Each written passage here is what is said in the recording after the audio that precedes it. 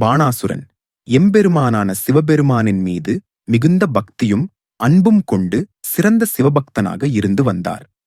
ஒரு சமயம் எம்பெருமானான சிவபெருமான் பாணாசுரனுடைய பட்டினமான சோனிதபுரிக்கு அருகில் உள்ள நதி தீர்த்தத்தில் எழுந்தருளினார். அவரின் தோற்றத்தைக் காண முனிவர்கள் மற்றும் தேவர்கள் என அனைவரும் காத்திருந்து ஒன்று கூடி கோலாகலமாக கொண்டாடினார்கள். சிவபெருமானின் அத்தகைய தோற்றமானது வந்தவர்களை மகிழ்ச்சி வெள்ளத்தில் அழைத்துச் சென்றது. முனிவப் பெருமக்கள் எம்பெருமானை துதித்தும் போற்றியும் கொண்டிருந்தார்கள். எம்பெருமானுடைய கணங்கள் யாவும் அவ்விடத்தில் இருந்தன. மகரிஷிகள் ஹோமங்கள் முதலியன அனைத்தும் செய்து கொண்டிருந்தார்கள். சித்தப் பெருமக்கள் சித்தமெல்லாம் சிவபெருமானை நினைத்து ஒருங்கே அமைந்து தங்களது சித்தத்தை நிலைநிறுத்திக் கொண்டிருந்தார்கள். தேவர்கள் முனிவர்கள் என அனைவரும் எம்பெருமானின் திருநாமங்களை பாடி போற்றி மகிழ்ந்து வந்தனர். அப்சரஸ் தேவதைகள் தங்களது அழகிய நுட்பமான நாட்டிய கலைகளால் அனைவரின் கண்களுக்கும் விருந்தளித்துக் கொண்டிருந்தார்கள். கந்தர்வர்கள் யாழ் இசைக்கருவியை இசைத்து கானம் பாடினார்கள். எம்பெருமான் எழுந்தருளிய அவ்விடங்கள் முழுவதும் மிகுந்த மகிழ்ச்சியுடனும் ஆனந்தமாகவும் காணப்பட்டன. அதைக் கண்ட சிவபெருமான் தனது துணைவியான பார்வதி தன்னுடன் இருக்க வேண்டுமென எண்ணினார். உடனே அருகிலிருந்த நந்திதேவரை அழைத்து இக்கணமே கைலாயம் சென்று லோகமாதாவான பார்வதி தேவியை அலங்காரத்துடன் நான் அழைப்பதாக கூறி அழைத்து வா என்று கூறினார். உடனே நந்திதேவரும் சிவபெருமான் இட்ட கட்டளைக்கு இணங்கி கைலாயத்திற்கு விரைந்து சென்றார். கைலாயத்தின் நாயகியான பார்வதி தேவியை கண்டதும் அவர்களை வணங்கி எம்பெருமானின் விருப்பத்தை பார்வதி தேவியிடம் கூறினார். பார்வதி தேவியும் சிவபெருமானின் விருப்பத்திற்கு இணங்கி தன்னை அலங்கரித்துக் கொள்ளத் தொடங்கினார். பின்பு நந்திதேவர் எம்பெருமானிடம் சென்று தேவி சிறிது நேரத்தில் வருவதாக எடுத்துரைத்தார். காலம் கடந்தும் பார்வதி தேவி இன்னும் வரவில்லையே, என்னவாயிற்று என்று கைலாயம் சென்று பார்த்து பார்வதி தேவியை அழைத்து வா என்று நந்திதேவரிடம் சிவபெருமான் கூறினார்.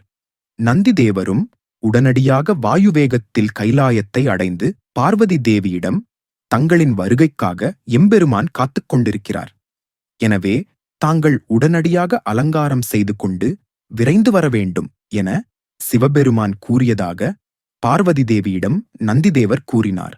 தேவியோ தனது தோழிகளான ஐவரை நந்திதேவருடன் அனுப்பி வைத்து சிறிது காலத்தில் வந்து சேர்வதாக எடுத்துக் கூறுங்கள் என்று கட்டளையிட்டார். எம்பெருமான் முன்னிலையில் நடனமாடிக் கொண்டிருந்த அப்சரஸ் தேவதைகளுக்கிடையே நம்மில் யார் எல்லா செயல்களிலும் சிறந்தவர்களாக இருந்து பெருமை உடையவர் என்பதைப் பற்றிய தர்க்கம் உருவாயிற்று. இதில் அவர்களுக்குள் நானே பெரியவன் என்று தங்களுக்குள்ளாகவே உரையாடிக் கொண்டிருந்தனர். இவர்களுக்கிடையே ஒரு தீர்மானமான முடிவு கிடைக்காததால் எம்பெருமானான சிவபெருமானிடம் கேட்பது என்று முடிவு செய்து அனைவரும் எம்பெருமானின் அருகில் சென்றார்கள். எம்பெருமானின் அருகில் சென்றதும் அவரிடம் யார் உரையாடுவது எனத் தெரியாமல் எதுவும் பேசாமல் மௌனமாக இருந்தனர். பின்னர் இவர்களில் ஒருவரான, அதாவது பாணாசுரனின் மந்திரியான குபாண்டனின் மகளான சித்திரலேகை தனது தோழிகளுடன் சேர்ந்து எம்பெருமானிடம் கேட்பதாக கூறினார். சித்திரலேகை அப்சரஸ் தேவிகளை அழைத்துதான் பார்வதி தேவியின் ரூபம் தரிப்பதாகவும் மற்றவர்கள் பார்வதி தேவியின் தோழிகளாகவும் நந்திதேவரின் உருவமும் கொள்ள வேண்டும் என கூறினாள். இதைக் கேட்டதும் அப்சரஸ் தேவிகள் தங்கள் விருப்பங்களைக் கூறி அதற்கு தகுந்தாற்போல் தனது உருவங்களை மாற்றத் தொடங்கினார்கள். அதாவது திருமாலின் தொடையிலிருந்து உருவான ஊர்வசி திருமாலின் மாய சக்தியால் நந்திதேவரைப் போன்று தனது உருவத்தை மாற்றிக்கொண்டார். இதேபோல் கிருதாசி என்பவள் காளி உருவத்தையும், விசுவாசி என்பவள் சண்டிகா உருவத்தையும், பிலம்லோசை என்பவள் சாவித்திரி உருவத்தையும், மேனகை என்ற அப்சரஸ் காயத்ரி உருவத்தையும், சஹஜன்யா என்ற அப்சரஸ் ஜெயை வடிவத்தையும், புஞ்சகஸ்தலி என்ற அப்சரஸ் விஜயை வடிவத்தையும், கிரதுஸ்தலி என்ற அப்சரஸ் விநாயக உருவத்தையும், வேறு சில அப்சரஸ்கள் சப்தமாதர் வடிவத்தையும் தரித்து உருமாறினார்கள். குபாண்டனின் மகள் சித்திரலேகை பிறருக்கு அளவும் சந்தேகம் ஏற்படா வண்ணம் பார்வதி தேவியைப் போல் தன்னை மாற்றிக்கொண்டார். இதைக் கண்ட மற்ற அப்சரஸ் தேவதைகள் உண்மையிலேயே பார்வதி தேவி இங்கு வந்திருப்பது போல் எண்ணினார்கள். சித்திரலேகையின் உருவமானது தத்ரூபமாக பார்வதி தேவியின் வடிவத்தோடு ஒன்றியிருந்தது. அவரவர்கள் வேடம் தரித்ததற்கு ஏற்ப அவரவர் பணிகளை செய்யத் தொடங்கினார்கள். அதாவது நந்திதேவர் வேடம் தரித்திருந்த ஊர்வசி முன்னே செல்ல மற்ற தோழிகள் பார்வதி தேவியான சித்திரலேகையை சிவபெருமானிடம் அழைத்து கொண்டு சென்றனர். பார்வதி தேவியின் வருகையைக் கண்ட அந்த கணப்பொழுதில் அங்கு குழுமியிருந்த அனைத்து தேவர்களும் முனிவர்களும் எழுந்து நின்று மரியாதை அளித்தனர். பின்பு கைலாய நாயகியான பார்வதி தேவி வந்துவிட்டார் என்ற செய்தி அங்கிருந்த அனைவருக்கும் பரவியது. பார்வதி தேவி செல்லும் வழியில் இருந்த அனைத்து முனிவர்களும் பார்வதி தேவியின் வேத கோஷங்களை எழுப்பி வரவேற்று மகிழ்ந்தார்கள். நந்திதேவராக வடிவம் தரித்த ஊர்வசி மற்றும் அவரின் பின்னால் பார்வதி தேவி வந்து கொண்டிருக்கின்றார் என்று கூறினார்கள். இங்கு வந்திருப்பவர் யார்? தன் முன் நிற்பவர் யார்? என்று அனைத்தும் அறிந்த சிவபெருமான் அப்சரஸ் தேவதைகளின் செயல்களால் இங்கு கூடியிருப்போரின் மகிழ்ச்சி பாதிக்கப்பட விரும்பாத சிவபெருமான் தாமும் ஒரு திருவிளையாடலை நிகழ்த்த விரும்பினார். ஆகவே எவ்விதமான சந்தேகமும் ஏற்படா வண்ணம் பார்வதி தேவியரின் உருவமெடுத்து வருகை தந்து கொண்டிருந்த சித்திரலேகையை அழைத்து வர சென்றார் எம்பெருமான். பின் தேவியைக் கண்டு, உன் வருகைக்காகத்தான் இங்கு அனைவரும் காத்திருக்கின்றோம் என்று கூறி சித்திரலேகையின் கைகளை பிடித்து அழைத்துச் சென்று பலவித மலர்கள் அலங்கரிக்கப்பட்டிருக்கும் மஞ்சத்தில் தனக்கு அருகில் அமர வைத்து தானும் அமர்ந்தார் சிவபெருமான். அவரவர் இடத்திற்கு தகுந்த மாதிரி அவர்கள் பணிகளை செய்யத் தொடங்கினார்கள். அதாவது சிலர் நடனமாடியும், சிலர் பாடல் பாடியும், சிலர் நகைத்தும், சிலர் விளையாடிக் கொண்டும் இருந்தனர். இங்கு நடப்பவை அனைத்தும் அறிந்த எம்பெருமான் எதையும் வெளிக்காட்டாமல் அமைதியுடன் நிகழ்வனவற்றை பார்த்து கொண்டிருந்தார். லோகமாதவான பார்வதி தேவி ஆகாயம் வழியாக தன் பதியான கணவனை காண வந்து கொண்டிருந்தார்.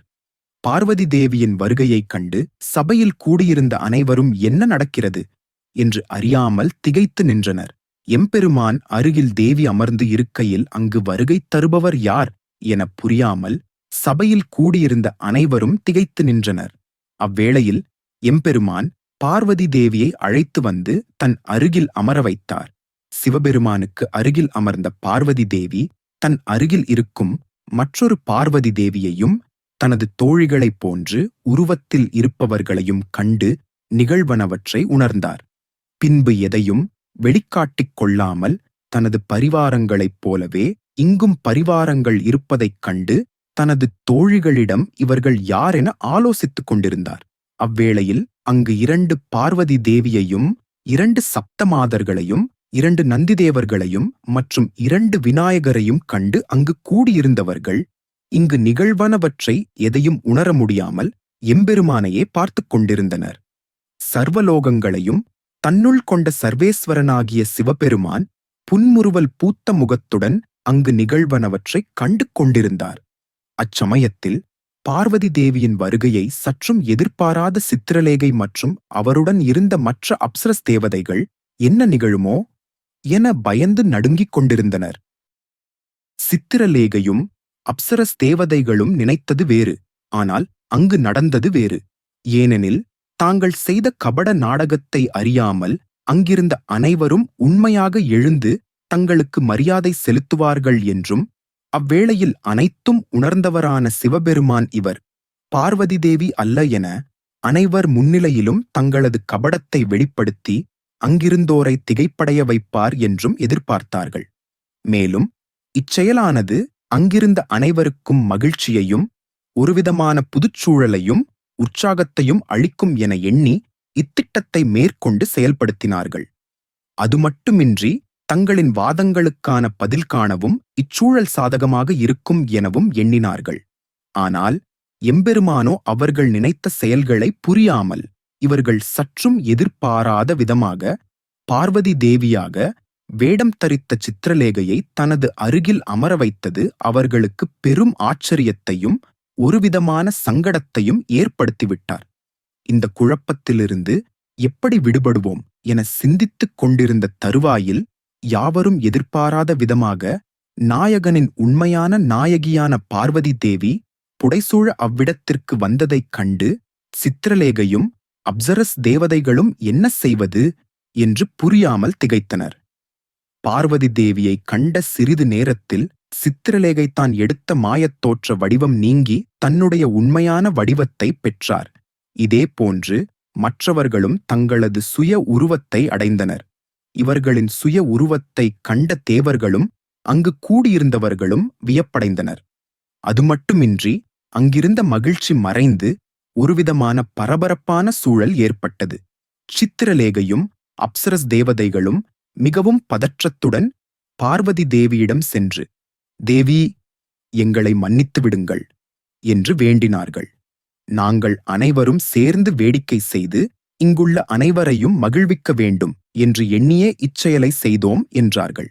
மேலும் விளையாட்டாக செய்தது இவ்வளவு வினையாக மாறும் என்று நாங்கள் யாரும் சற்றும் எதிர்பார்க்கவில்லை என்று தங்களது மனதில் இருந்த எண்ணங்களை பார்வதி தேவியிடம் கூறி அன்னையின் பாதங்களில் விழுந்து தங்களை மன்னிக்குமாறு வேண்டினார்கள்.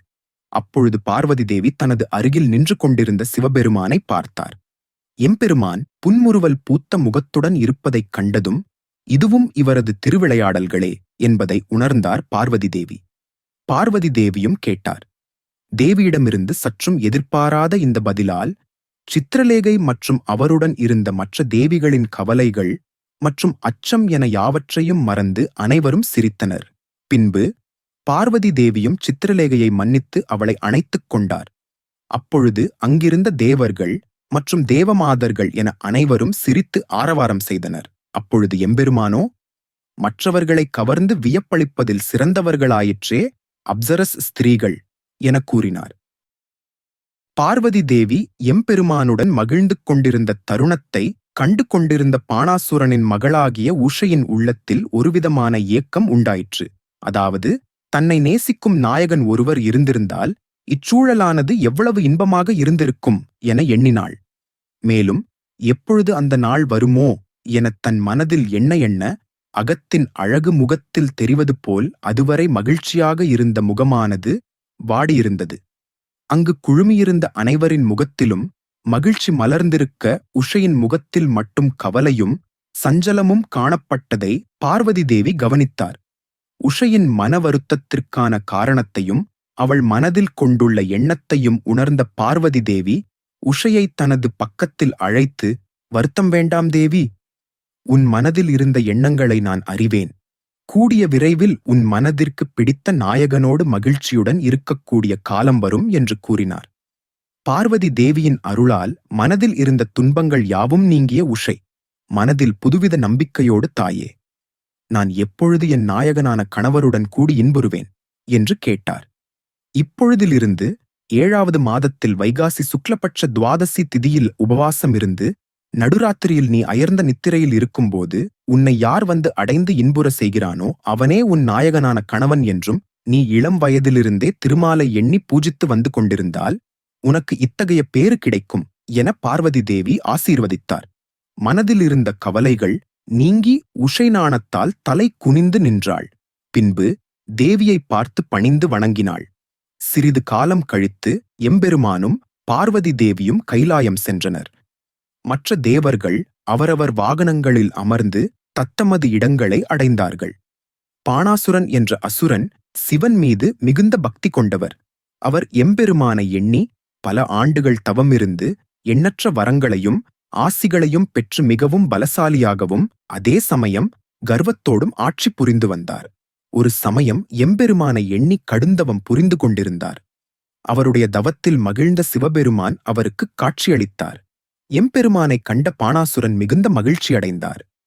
எம்பெருமான் பாணாசுரனை நோக்கி, உன்னுடைய தவத்தால் மிகவும் மகிழ்ந்தோம், வேண்டும் வரத்தை கேட்பாயாக என்று கூறினார். சர்வமும் உள்ளடக்கிய சர்வேஸ்வரா, நான் தங்களிடம் பெற்ற எண்ணற்ற வரங்கினால் மிகவும் பலசாலியாகவும் அனைவரும் போற்றும் வண்ணம் வாழ்ந்து கொண்டிருக்கிறேன். ஆனால் என்னை நிரூபிப்பதற்கும் எனது ஆயுதத்திற்கு பணிகளே இல்லாமல் மிகவும் சோர்வாக உள்ளேன். இந்திரன், யமன் என அனைத்து தேவர்களையும் வெற்றி கொண்டேன். இருப்பினும் எனக்கு மிஞ்சிய வல்லமை கொண்டவர் எவருமில்லை. எனக்கு இணையாக சண்டையிட ஒருவரும் இல்லாமல் எனது ஆயுதங்கள் யாவும் பயனற்று கிடக்கின்றன. எனது சக்தியையும் பலத்தையும் உபயோகிக்கக்கூடிய சந்தர்ப்பமும் சூழ்நிலையும் எப்போது வரும் என்று வேண்டினார். பாணாசுரனின் கூற்றுகளைக் கேட்ட சிவபெருமான் வரத்தினால் கிடைத்த சக்தியினால் மிகுந்த ஆணவம் கொண்டு இவ்விதம் பேசுவதை உணர்ந்தார். இந்த கர்வமானது உன்னை கூடிய விரைவில் அழிவு பாதைக்குச் இழுத்துச் செல்லும் என்றும் உனது வலிமை மிகுந்த தோள்களுக்கு கூடிய விரைவிலேயே பெரிய யுத்தம் ஒன்று சம்பவிக்க உள்ளது. ஒரு புருஷன் கூடிய விரைவில் உன்னை வந்து அடைவார் என்று கூறினார். எம்பெருமானின் கூற்றுகளைக் கேட்ட பாணாசுரன் மிகவும் மகிழ்ந்து எம்பெருமானை துதித்து இரு கைகூப்பி வணங்கி தன்னை ஆசிர்வதிக்க வேண்டினார். எம்பெருமானும் அவரை ஆசிர்வதித்து பின்மறைந்தார். எம்பெருமான் மறைந்த பின்பு தனது இரு தோள்களையும் பாணாசுரன் மிகுந்த கர்வத்துடனும் தனது ஆயுதத்திற்கு வேலை வந்துவிட்டது என்று கூறி தட்டிக்கொண்டு தனது அரசாட்சியில் உள்ள ஆயுதக் கிடங்கை அடைந்தான். சிவபெருமானின் கூற்றுகளை தனது மந்திரியான குபாண்டனிடம் தெரிவித்து எந்த கணத்திலும் தோன்றக்கூடிய யுத்தத்திற்கு தகுந்த முறையில் படைகளையும் ஆயுதங்களையும் தயார் நிலையில் வைத்திருக்க வேண்டும் என்று ஆணையிட்டார். யுத்தக்கலையில் தேர்ச்சி பெற்று என் இரு கைகளையும் வெட்ட வருகின்ற அவன் தலையை கொய்து எறிய வேண்டும், அப்பொழுதுதான் நான் மிகுந்த மகிழ்ச்சி அடைவேன் என்று கூறி ஆயுதக் கிடங்கு அதிரும் வண்ணம் சிரித்துக்கொண்டு அந்த கணப்பொழுதிற்காக காத்துக் கொண்டிருந்தான். இவ்வாறு இருக்கையில் பார்வதி தேவி பாணாசுரனின் மகளான உஷைக்கு வரமளித்த வைகாசி மாதமும் வந்தது. இந்த மாதத்தில் பெருமாளின் அருளை எண்ணி பெருமாளுக்காக உபவாசமிருந்து திருமாலை பூஜித்து அணிகலன்களால் அலங்கரித்துக் கொண்டு அந்தப்புரத்தில் பார்வதி தேவி அளித்த வரத்தினை எண்ணி தன்னை அடைந்து இன்புறச் செய்யும் தனது நாயகனை மனதில் நினைத்து அயர்ந்து தூங்கிக் கொண்டிருந்தாள் உஷை. பார்வதி தேவி அவருக்கு அளித்த வரத்தின்படி தனது காரியங்களை நிறைவேற்றத் தொடங்கினார். சிவபெருமான் ரதிதேவிக்கு அளித்த வரத்தின் அடிப்படையில் மன்மதன் துவாரகையில் கிருஷ்ணனின் புத்திரனாக பிரத்யும்னன் என்ற பெயரில் பிறந்து வளர்ந்தார். பிரத்யும்னன் மகனான அனிருத்தனை உஷைக்கு ஏற்ற துணைவனாக இருப்பான் என்று தீர்மானித்த பார்வதி தேவி அவ்விருவரையும் ஒன்று சேர்க்க எண்ணினார். அப்பொழுது மனித அவதாரம் எடுத்த கிருஷ்ணனின் பேரனாகிய அனிருத்தன் என்பவர் பார்வதி தேவியின் யோகா மாயையால் துவாரகையிலிருந்து சோனிதபுரியில் உஷையிருக்கும் இடமான அந்தப்புரத்தில் நித்திரையில் இருந்த அவளின் அருகில் விட்டுவிட்டார். சிறிது நேரத்தில் கண் விழித்த அனிருத்தன் தான் இருக்கும் இடம் எதுவென்று அறியாமல் தான் இருக்கும் இடத்தை சுற்றிலும் பார்த்து கொண்டிருந்தார். அவ்வேளையில் தனது அருகில் இதுவரை காணாத அப்சரஸ் தேவதைகளை விட அழகில் உயர்ந்தவராகவும் சந்திரனை விட எழில் கொண்டவராக உள்ள பதுமையைக் கண்டதும் தன்னிலை மறந்தார். இது போன்ற எழில் கொண்ட பதுமையை நான் கண்டதே இல்லை என எண்ணி தனது சிந்தனைகள் யாவற்றையும் அவளின் மீது ஒரு முகப்படுத்திக் கண்டு கொண்டிருந்தார். அதே வேளையில் நித்திரையில் இருந்த உஷையும் கண்விழித்து எழுந்தாள். தனது அருகில் யாரோ இருப்பது போல் உணர்ந்த அவள் சட்டென்று திரும்பிப் பார்க்கையில் இதுவரை தனது ராஜ்யத்தில் காணாத ஒரு அறிமுகமில்லாத புதிய நபர் தன்னருகில் இருப்பதை உணர்ந்தாள். எவராலும் வர இயலாத இப்பகுதிக்கு வந்திருக்கும் இந்த புதிய நபரைக் கண்ட மாத்திரத்தில் அவரிடம் தனது மனதை மட்டும் இழக்காமல் தான் இதுவரை எதிர்பார்த்துக் கொண்டிருந்த தன் நாயகன் வந்துவிட்டார் என எண்ணி மிகவும் மகிழ்ச்சியடைந்தாள். அச்சமயத்தில் அவள் அடைந்த மகிழ்ச்சி என்பது எல்லையற்ற பறந்து விரிந்திருக்கும் கடலைப் போன்று மிகவும் பெரியதாக அமைந்திருந்தது. விரதத்தால் உடல் சோர்வான நிலையில் இருந்த அவள் தன் மனம் எதிர்பார்த்து காத்துக் கொண்டிருந்த தனது நாயகனைக் கண்டதும் தனது உடலில் ஒரு புதுவிதமான உத்வேகம் பிறந்ததை உணர்ந்து அவன் அருகில் சென்றாள். அந்நிலையில் ஒருவருக்கொருவர் யாரென்று கூட அறியாமல் தாங்கள் யார் என்பதையும் மறந்திருந்தனர். உயிரின்றி உடல் இல்லாதது போல் ஒருவர் இன்றியொருவர் இருக்க இயலாத ஒரு நிலை ஏற்படும் அளவிற்கு ஒரு கணப்பொழுது இருவரின் பார்வைகளும் இருவரின் உறவுகளை பலப்படுத்தியது. இருவரின் நிலையை உணர்ந்த பார்வதி தேவி மாயையால் ஊஷையை மீண்டும் நித்திரையில் ஆழ்த்தி அனிருத்தனை துவாரகையில் கொண்டு போய் சேர்த்தார். ஆதவனும் தனது பணியை செய்யும் பொருட்டு இருளை விரட்டி ஒளியளிப்பது போல் தன் கனவில் கண்ட தன் நாயகனை நேரில் காணும் பொருட்டு கண்விழித்துக் காண முயற்சித்தாள். ஆனால் தன் நாயகன் எங்கேயும் காணவில்லை. சுபமான காலைப்பொழுது அன்று என்னவோ தன் கனவில் வந்த ஆடவனின் சிந்தனைகளாக இருந்ததால் தன் அரண்மனையில் எங்கும் சுற்றி பார்க்கையிலும் ஆடவனின் முகமாகவும் அவருடன் இருந்த பொழுதுகளும் தோன்றி மறைந்து கொண்டே இருந்தன. கணப்பொழுதில் அவனைக் கண்டபோதிலும் அவருடைய அங்க அடையாளங்கள் யாவும் மறையாது அவள் மனதில் ஆழப்பதிந்தன. அனிருத்தின் நினைவுகள் அவளை வாட்டி வதைத்துக் கொண்டிருந்தன. எங்கு தேடினாலும் அவரின் முகமாகவே தோன்றி அவளது எண்ணங்கள் முழுவதும் அவராகவே இருந்து கொண்டிருந்தன. உடலுக்குத் தேவையான சக்தியை அளிக்கக்கூடிய உணவின் மீது நாட்டம் இன்றி அவரின் நினைவாகவே அவளின் மனம் இருந்து கொண்டிருந்தன. எப்பொழுதும் தனது தோழியுடன் மகிழ்ச்சியாக இருந்து காலம் கழித்த இடங்களில் கூட தன் நாயகனை எண்ணி ஒவ்வொரு நொடியையும் ஒரு யுகமாக கழித்துக் கொண்டிருந்தாள். தனது உடனிருக்கும் அரசகுமாரியின் இந்த மாற்றத்தை உணர்ந்த மற்ற தோழிகள் ஏன் இவ்விதம் உள்ளார் என்பதை அறியும் பொருட்டு பலவிதமான முயற்சிகளை மேற்கொண்டனர். ஆடல், பாடல் என பல்வேறு செயல்களை செய்து தனது தோழியை பழைய நிலைக்கு கொண்டுவர முயற்சித்தனர். ஆயினும் அவர்கள் செய்த செயல்கள் யாவும்தான் கண்ட சொப்பனத்தில் தன் நாயகனுடன் தான் இருப்பது போல் அவள் கண்டு களித்துக் கொண்டிருந்தாள். அரசகுமாரியிடமிருந்த புத்துணர்ச்சியும் வேகமும் குறைந்தாலும் அவள் முகத்தில் காணப்பட்ட புன்முறுவல் மட்டும் நீங்காமல் இருந்தன. அரசகுமாரியிடம் காணப்பட்ட இந்த மாற்றத்தைக் கண்ட தோழிகள் ஓர் இரவில் தனது அரசகுமாரிக்கு என்னவாயிற்று, ஏன் இவ்விதம் செயல்படுகின்றார், பலவிதமான உற்சாகத்தையும் தவிர்த்து ஏன் தனிமையில் வாடுகின்றார் என்பதை அறியாமல் திகைத்துக் கொண்டிருந்தனர். தோழிகளின் கேலிப் பேச்சுகளிலும் உரையாடல்களிலும் நாட்டமின்றி தனிமையை தேடிச் சென்றாள் உஷை. தனது கனவில் வந்திருப்பவர் யார், அவர் எந்த நாட்டு அரசகுமாரன், தன் கனவில் தம்மிடம் வந்து தன்னை விட்டு அகன்றது ஏன் என பலவிதமாக மனதில் எண்ணிக்கொண்டே இருந்தாள். அனிருத்தனின் நினைவு அவளை வாட்டி வதைத்துக் கொண்டிருந்தன. சரியான நித்திரையின்றி உணவுமின்றி இருந்தமையால் தேவியின் சக்தி குறைந்து தன் தோழிகளுடன் இருந்த சூழலில் மயக்கமுற்று விழுந்தாள். நிகழ்ந்தது யாதென அறியாத தோழிகள் தேவி மயக்கம் அடைந்ததை அறிந்து மிகவும் பயம் கொண்டனர். பின் அவர்கள் தேவியை அந்தப்புறத்தில் உள்ள அவரது பள்ளியறையில் கொண்டு சேர்த்து தண்ணீர் கொண்டு மயக்கத்திலிருந்து தெளிவு செய்தனர். பின்பு உண்ண உணவு கொடுக்கையில் உஷை உணவு வேண்டாம் என மறுத்து தன் நாயகனின் சிந்தனையிலேயே வாழ்ந்து கொண்டிருந்தார். தேவியின் இச்செயலானது மற்ற தோழிகளுக்கு ஒருவிதமான அச்சத்தை அளித்துக் கொண்டிருந்தன.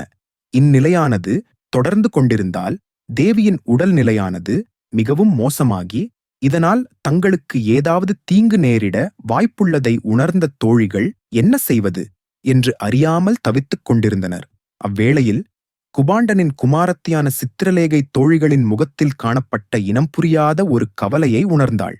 பின்பு தோழிகளிடம் என்னவாயிற்று என விசாரித்துக் கொண்டிருக்கையில் தேவியிடம் காணப்பட்ட சில மாற்றங்களையும் அதனால் விளையும் விளைவுகளைப் பற்றி எண்ணியே கவலையுடன் இருப்பதாக கூறினார்கள் மற்ற தோழிகள். ஓர் இரவில் உஷை தேவியிடம் ஏற்பட்ட மாற்றம் பற்றி இவர்களின் உரையாடல்களில் இருந்து அறிந்து கொண்டாள் சித்திரலேகை. இவர்களின் இந்த உரையாடல் மூலம் ஏன் தேவி இந்நிலையில் ஆழ்ந்திருக்கிறார் என்பதை ஊகித்துக் கொண்டாள். சித்திரலேகை மற்ற பெண்களைக் காட்டிலும் சித்திரலேகை அனைத்தையும் புரிந்து கொள்வதில் கொஞ்சம் வல்லவர் ஆவார். பின்பு தேவியிடம் உரையாட சென்றாள் சித்திரலேகை. உஷையை கண்டதும் தான் எண்ணியது சரியாக இருக்கும் என நம்பிக்கை கொண்டாள். பின்னர் தேவியிடம் தங்கள் மனதில் இருக்கும் நாயகனை பற்றி தெரிவித்தால் நாங்களும் உங்களுடன் மகிழ்ச்சி கொள்வோம் என உரைத்தாள். சித்திரலேகையின் உரையாடல்களை சற்றும் எதிர்பார்க்காத உஷைக்கு ஒருவிதமான வியப்பாகவும் அதே சமயம் மனதிற்கு மகிழ்ச்சியாகவும் இருந்தது. தன் மனதில் உள்ள ரகசியங்களை யாரிடமும் நான் உரைக்கவில்லையே, நீர் மட்டும் எவ்விதம் அறிந்து கொண்டாய் என உஷை சித்திரலேகையிடம் கேட்கையில் தங்களின் செயல்பாடுகளைப் பற்றி நான் நன்கு அறிவேன். என் தோழியைப் பற்றி நான் அறியாமல் வேறு எவரும் அறியமாட்டார். தங்களின் மனதை களவாடிய கள்வன் யார் எனக் கேட்டாள். பிறகு தன் தோழியான சித்திரலேகையிடம் உஷை பார்வதி தேவியிடம் இருந்து பெற்ற வரத்தை பற்றி எடுத்துரைத்தார். அதாவது முன்னொரு சமயம் பார்வதி தேவியார் தனக்கு நித்திரையில் உன்னை யார் அடைந்து உன்னை மகிழ்விக்கின்றாரோ அவரையே உன் நாயகனாக அடைந்து வாழ்க்கையின் எல்லா சுகங்களையும் அடைவாய் என்று வரமளித்து சென்றதை கூறினார். பார்வதி தேவி அளித்த வரத்தின்படியே என் நாயகனும் என் கனவில் வந்து என்னை மகிழ்வித்தார். இருப்பினும் அவர் சிறிது நேரத்திலேயே மறைந்துவிட்டார். மாயக்கலைகள் பல பயின்ற என் தோழியான சித்திரலேகை, உன் மாயத்தால் என் சொப்பனத்தில் வந்து சென்ற என் நாயகன் யார் என்று உன் மூலமே அறிந்து கொள்ளும் விதமாக விதியானது எழுதப்பட்டுள்ளது. என் சொப்பனத்தில் வந்த அவர் யார் என்றும் எக்குலம் என்றும் நான் அறியேன். ஆனால் அவர் என் மனதை மட்டும் கவர்ந்து சென்றுவிட்டார். அவரைக் காணாத ஒவ்வொரு நொடியும் என்னால் உயிர் வாழ இயலவில்லை என்று கூறினார். பின்னர் சித்திரலேகை உஷையிடம் தங்களின் கனவில் வந்தவரை எவ்விதம் நான் அறிவேன் என்றும் அவரை எவ்விதம் கண்டுபிடிப்பேன் என்றும் உஷையிடம் கூறினாள். அதற்கு உஷையோ, என் அன்பு மிகுந்த என் தோழியே, நீ இவ்விதம் சொல்வதால் என் மனம் கவர்ந்து சென்றவரை நான் எவ்விதம் கண்டறிய இயலும், நீ மட்டும் உதவ இயலவில்லை என்று கூறினால் அவரின் நினைவாகவே அவர் சொப்பனத்தில் தந்த மகிழ்ச்சியை எண்ணியே என் உயிர் நிறைவு பெறும் என்று கூறினாள். அரசகுமாரியின் கூற்றிலிருந்து சித்திரலேகை அவள் மனமும் தேகமும் அடையும் இன்னல்களை உணர்ந்தாள். பின்பு சித்திரலேகை அரசகுமாரியிடம் பலமுறை பல கேள்விகளைக் கேட்டு சொப்பனத்தில் கண்ட நாயகனின் அங்க அடையாளங்களை தெளிவாக கூறுமாறு கூறினாள். அரசகுமாரியும் நித்திரையில் கண்ட தன்னுடைய கதாநாயகனின் அங்க அடையாளங்கள் சிலவற்றை தன் தோழியான சித்திரலேகையிடம் கூறினாள். உஷை கூறிய அடையாளங்களைக் கொண்டு தன் தேவியின் கனவில் வந்து அவளை மகிழ்வித்து சென்றவர் தனது ராஜ்யத்தில் இருப்பவர் அல்ல என்பதை மட்டும் நன்கு உணர்ந்து கொண்டாள் சித்திரலேகை. பின்னர் சித்திரலேகை தன் தோழியான அரசகுமாரியிடம் தங்களின் கனவில் வந்து மகிழ்வித்த நாயகனை நான் 7 தினங்களுக்குள் கண்டறிந்து உங்களை அவரிடம் சேர்த்து வைக்கிறேன் என்று உறுதியளித்தார். உஷையோ தன் தோழியை மிகுந்த மகிழ்ச்சியுடன் அரவணைத்து தனது மனம் அடைந்த மகிழ்ச்சியை அவளிடம் பகிர்ந்து கொண்டாள். பின்பு தன் மனதில் இருந்த மிகப்பெரிய கவலை நீங்கியவளாய், உன்னுடைய இந்த முயற்சியானது நன்முறையில் வெற்றியடைய நான் என்றும் வணங்கும் திருமாலையும் பார்வதி தேவியையும் பிரார்த்திக்கிறேன் என்று கூறினாள். பின்பு சித்திரலேகை ரகசியமாக தன் மாய சக்தியால் எல்லா அசுரர்களையும் துணையாகக் கொண்டு தேவி உரைத்த அங்க அடையாளங்களை அவர்களுக்கு எடுத்துரைத்து இவ்விதம் உள்ளவரை கண்டறிந்து அவர் எவ்விடத்தில் உள்ளார் என்பதையும் அவர் எந்த நாட்டில் உள்ளார் என்பதையும் தன்னிடம் உரைக்குமாறு கூறினார். அவர்களுடன் சித்திரலேகையும் சில வீரர்களுடன் துவாரகைக்கு சென்று தேவி உரைத்த அங்க அடையாளம் கொண்ட நபர் உள்ளாரா என தேடிக் கொண்டிருந்தார். அவ்விதம் தேடுகையில் தன் தேவியின் கனவில் வந்து அவளை மகிழ்வித்து சென்ற நாயகனை, அவள் உரைத்த அங்க அடையாளங்கள் கொண்ட உஷையினுடைய நாயகனைக் கண்டு மிகுந்த மகிழ்ச்சியடைந்தாள். தேவியின் கனவில் கண்ட நாயகனைப் பற்றிய அனைத்து விவரங்களையும் அறிந்து கொண்டாள் சித்திரலேகை. பின்பு தனது ராஜ்யமான சோனிதபுரிக்குச் சென்று தனது தோழியான உஷையிடம், தாங்கள் கூறிய அங்க அடையாளங்களுடன் கூடிய உங்களின் நாயகரை கண்டறிந்தோம் என்று கூறினாள். தனது தோழியின் மூலம் கிடைத்த இச்செய்தியை அறிந்து மிகுந்த மகிழ்ச்சி கொண்டாள்.